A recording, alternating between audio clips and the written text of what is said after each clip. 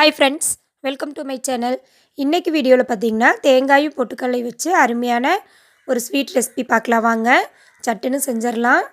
வீடியோக்கு போகிறதுக்கு முன்னாடி நம்ம சேனலை புதுசாக பார்க்குறவங்க மறக்காமல் சப்ஸ்கிரைப் பண்ணிடுங்க. கூடவே பெல் பட்டனையும் கிளிக் பண்ணிடுங்க. நம்ம வீட்டில் இருக்கிற பொருட்களை வச்சு சட்டுன்னு ஈஸியாக சுலபமாக எப்படி செய்யலான்னு பார்க்கலாம் வாங்க. ஒரு மிக்ஸி ஜாரில் நான் 1 கப் அளவுக்கு பொட்டுக்கல்லை எடுத்துருக்கிறேன். நான் இந்த மெஷரிங் கப்பில் எடுத்துருக்கிறேன். நீங்கள் டம்ளரோ பவுலோ எதில் வேணாலும் எடுத்துக்கோங்க. பொட்டுக்கல்லை எடுத்து அதே கப்பில் 1 கப் அளவுக்கு தேங்காய் துருவல் எடுத்துக்கிறேங்க. நீங்கள் தேங்காய் வேணாலும் சில்லாக போட்டுக்கலாம், இல்லை ட்ரை கோகனட் எடுத்திங்கனாலும் டேஸ்ட்டாக தான் இருக்கும். இது கூட பார்த்திங்கன்னா வாசனைக்காக ஏலக்காய் 2 சேர்த்துக்கிறேன். சேர்த்துட்டு இது தண்ணி சேர்க்காமல் அரைச்சிட்டு வந்துடலாங்க. பாருங்கள், இந்தளவுக்கு அரைச்சிட்டு வந்துடுங்க.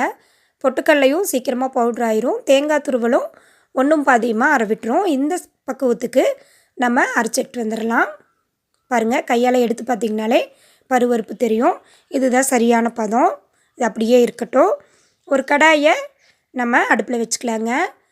நம்ம பொட்டுக்கல்லை எடுத்த அதே கப்பில் 3/4 கப் அளவுக்கு சர்க்கரை எடுத்துருக்கிறேன். நீங்கள் சர்க்கரை பதுவாக வெல்லம், நாட்டு சர்க்கரை, கருப்பட்டி கூட சேர்த்து செய்யலாம். இது கூட 3/4 கப் அளவுக்கு தண்ணி சேர்த்துக்குவோங்க. பார்த்திங்கன்னா பொட்டுக்கல்லை எடுத்து அதே கப்பால் தான் 1 கப் பொட்டுக்கல்லை, 1 கப் தேங்காய் துருவல், 3/4 கப் சர்க்கரை. சர்க்கரை அளவு நீங்கள் இனிப்பு ஜாஸ்தியாக சாப்பிடுவீங்க அப்படின்னா நீங்கள் 1 கப் அளவு கூட எடுத்துக்கலாங்க. சர்க்கரை நல்லா கரைஞ்சி நுரக்கட்டி வருது பாருங்கள். இது போல் நல்லா நுரைச்சி வரணும். அதுதான் இதுக்கு சரியான பதம். ஒரு 5 நிமிஷம் நம்ம லோ ஃப்ளேம்லேயே வச்சிடலாம்.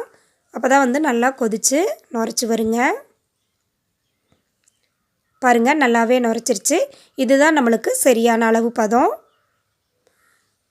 இது கூட இப்போ நம்ம ரெடி பண்ணி வச்ச பொட்டுக்கல்லையும் தேங்காய் துருவலையும் சேர்த்துக்கலாங்க. இதை சேர்த்துட்டு பார்த்திங்கன்னா அடுப்பை லோ ஃப்ளேம்லேயே வச்சுட்டு கொஞ்சம் கொஞ்சமாக சேர்த்து நம்ம நல்லா கிளறி விட்டுறணுங்க. பாருங்கள், பொட்டுக்கடலை சேர்த்துருக்கனால டக்குன்னு அடி பிடிச்சிரும். அதனால் நம்ம கையெடுக்காமல் கிளறிட்டே இருக்கணும்.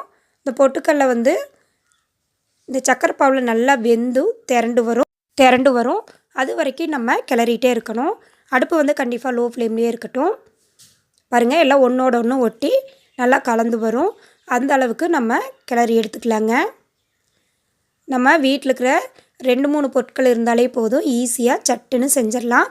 குழந்தைங்க டக்குன்னு ஸ்வீட் கேட்டாங்கன்னா இது போல் சீக்கிரமாக சிம்பிளாக டக்குன்னு நீங்கள் ரெடி பண்ணி கொடுத்துடலாம். பாருங்கள், நல்லாவே திரண்டு வந்துருச்சு. இப்போ அடுப்பு அப்படியே லோ ஃப்ளேம்லேயே இருக்கட்டும்.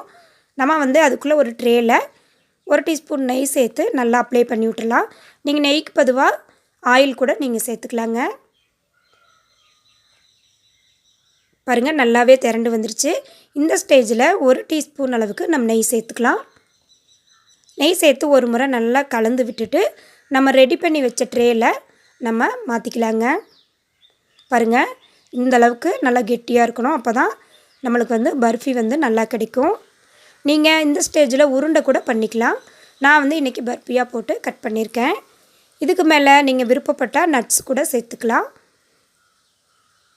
பாருங்கள், ஒரு அரை மணி நேரம் அப்படியே விட்டுருங்க. அரை மணி நேரம் கழித்து பார்த்திங்கன்னா நல்லா ஆறி வந்துருச்சு. இனி நம்ம இதையே பீஸ் போட்டுக்கலாம். ரொம்ப ஈஸியான ஸ்வீட்டு, டக்குன்னு செஞ்சிடலாம். இந்த வீடியோ பிடிச்சிருந்தா சேனலை மறக்காமல் சப்ஸ்கிரைப் பண்ணிடுங்க. லைக் பண்ணுங்கள், ஷேர் பண்ணுங்கள், கமெண்ட் பண்ணுங்கள். மறக்காமல் ரெசிபி ட்ரை பண்ணி பார்த்துட்டு எப்படி இருக்குன்னு சொல்லுங்கள். பாருங்கள், சூப்பராக நம்மளுக்கு டக்குன்னு ரெடி ஆயிடுச்சு. ரொம்ப ரொம்ப ஈஸியான ஸ்நாக்ஸு. பாருங்கள், நல்லாவே வெந்து நல்லா பக்குவமாக வந்திருக்கு. இதை நம்ம ஒரு தட்டில் மாற்றிட்டு அப்படியே சர்வ் பண்ணிடலாங்க.